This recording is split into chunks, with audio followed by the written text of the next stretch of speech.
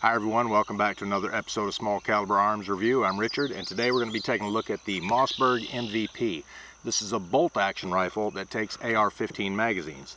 It comes with a 10-round magazine, but you can put the 30-round P-mags or the 30-round GI magazines in it. The only problem with putting the longer magazines in it is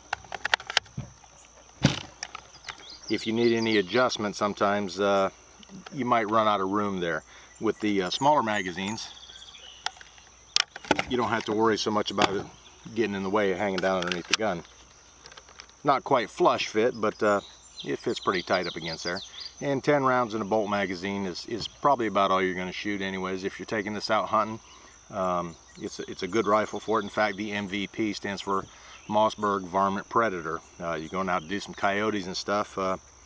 Yeah, if you get 30 rounds on a coyote, you probably either got a lot of coyotes or you're just a really bad shot. Anyways, it's a pretty good, accurate rifle, 24-inch fluted barrel on it, not threaded. I equipped this one with a Centerpoint scope on it, a pretty cheap scope, but it's not bad. It's let's see, I think it's a 4-to-16 power scope. Pretty decent reticle inside it. I put some flip-up covers on it.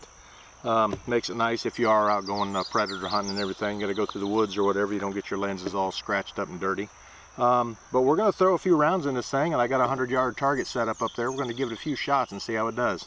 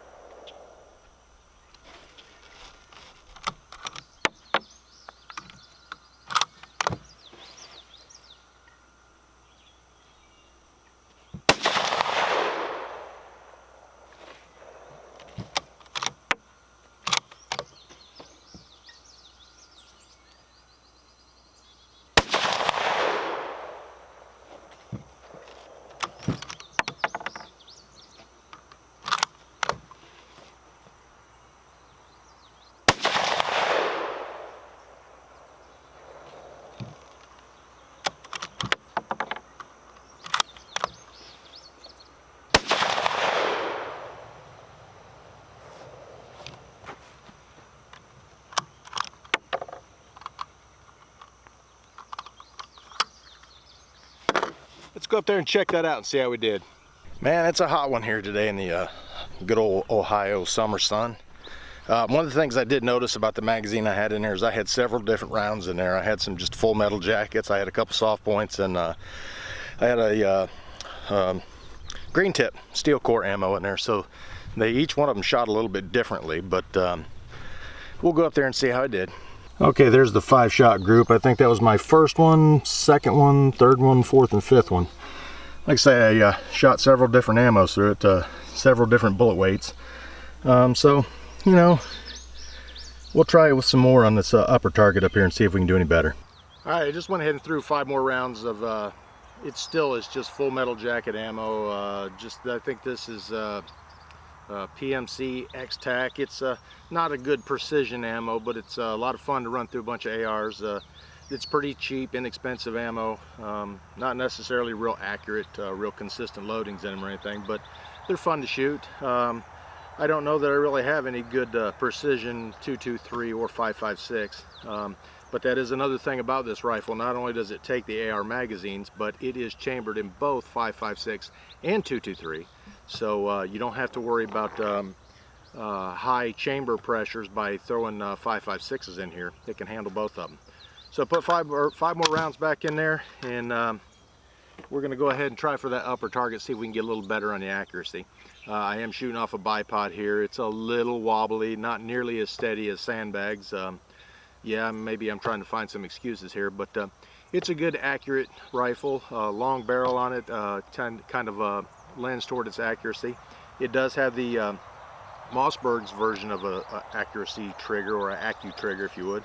It is the lightning bolt adjustable. They call it LBA trigger. It's the same, just like the Savage accu trigger. It's got the little blade in the middle there. You got to pull it back to be able to shoot. If you don't pull that back, it will not fire. Let's go for the upper target and see how it does.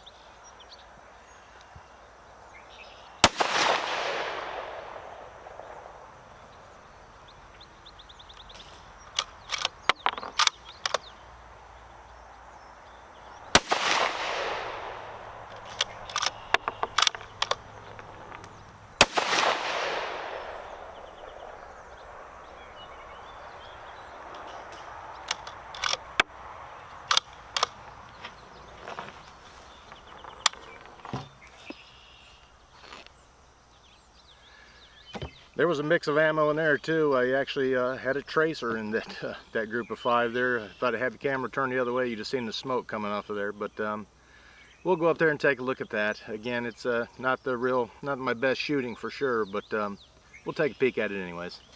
Okay, here we are by the target. I think that was my first one, second one, third one, fourth one, and the 5th one. Actually got one in the 10 ring there, not too bad. But the consistency just is not there. Now I got to walk up to the back here and look in the weeds and make sure I don't have a fire going on. No, it looks pretty good. I did not see any smoke other than when the round first impacted the ground there. But you can really tell when one does hit the ground. It tends to chew up the dirt a little bit down there. Even going through the target there, it digs in a little bit. Like I said, I don't see any smoke there, so I'm not really worried about a forest fire or catching my hayfield on fire. Let's go back and talk about the gun a little bit more. All right, let's talk a little bit about the gun. This is a 5.56 223 Mossberg MVP, which stands for Mossberg Varmint Predator. It's got a kind of a gray laminated wood stock on it. Real nice finish on the stock too. So you're a right-handed guy, it's got the palm swell there for your right hand. If you're left-handed, I'm not sure if they make a left-handed version of this gun, but for a righty, it just fits real nice. Got the good pistol grip there into the buttstock. Nice soft butt pad on it.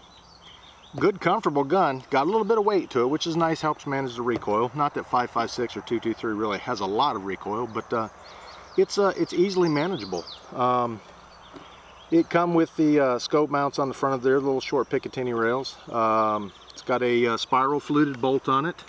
Like I said, it comes with the 10-round magazine, but also takes the AR-15 magazines. To remove the bolt, just there's a lever on the other side here, push it down, pull it out.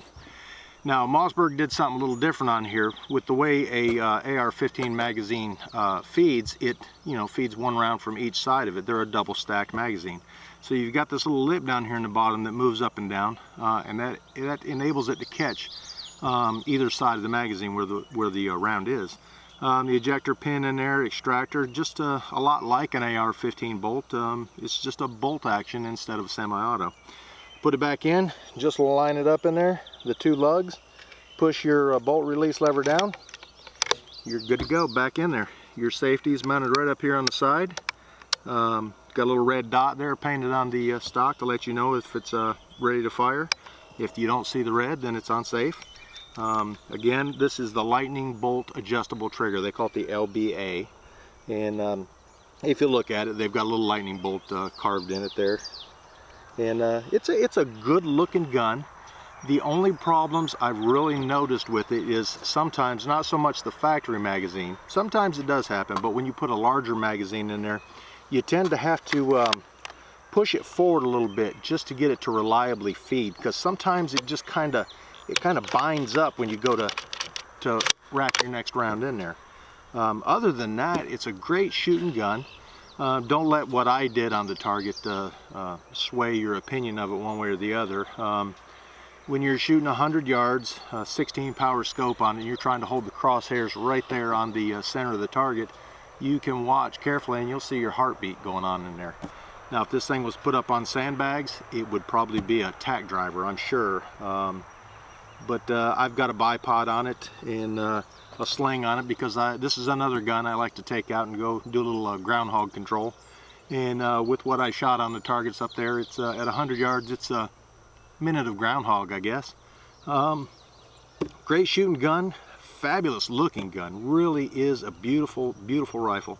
I first saw this on a magazine cover years ago, and I thought, you know what, that gun's so nice, I gotta have it, whether it shoots well or not. But it turns out it does shoot well, and I've taken out a couple groundhogs with it, and it's just a fabulous gun. All right, I hope you enjoyed my take on the Mossberg MVP. Good shooting gun, great looking gun, nice comfortable stock on it and everything. If it was stabilized a little bit better than I've got it out here today, it would surely be a tack driver. In fact, I have put little clover leaf holes at 100 yards. I'm going to go ahead and throw the PMag in here with a few more rounds and give it a few more shots. If you like this video, click the thumbs up on it. If you have not already subscribed, please click subscribe and hit the little notification bell up there in the corner, and that'll let you know when I release a new video. Sometimes I'm not real consistent on it, but I try.